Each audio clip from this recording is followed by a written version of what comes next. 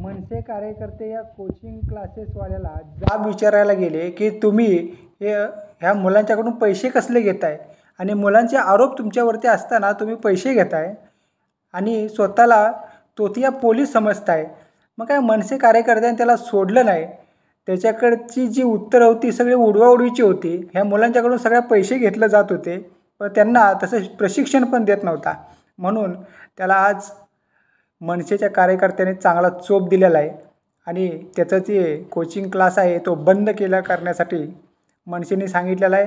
जीएसटीसाठी एक नंबर आहे असं काय सांगायचा आणि त्यांच्याकडून पैसे गोळा करायचा आणि ते पैसे परत द्यायचा नाही। मग काय मनसेवाले त्याला सोडणार थोडीच आहेत आणि मनसेवाल्यांनी त्याला चांगला चोप दिलेला आहे। आता इथून पुढे तरी तो सुधरेल असं वाटत आहे। पण महाराष्ट्र नवनिर्माण सेनेचे कोठेही सत्ता नसताना हे असे कर्तृत्व कार्य करून खरंच महाराष्ट्रातल्या जनतेसाठी एक अभिमानाचं पाऊल मनसे टाकत आहे।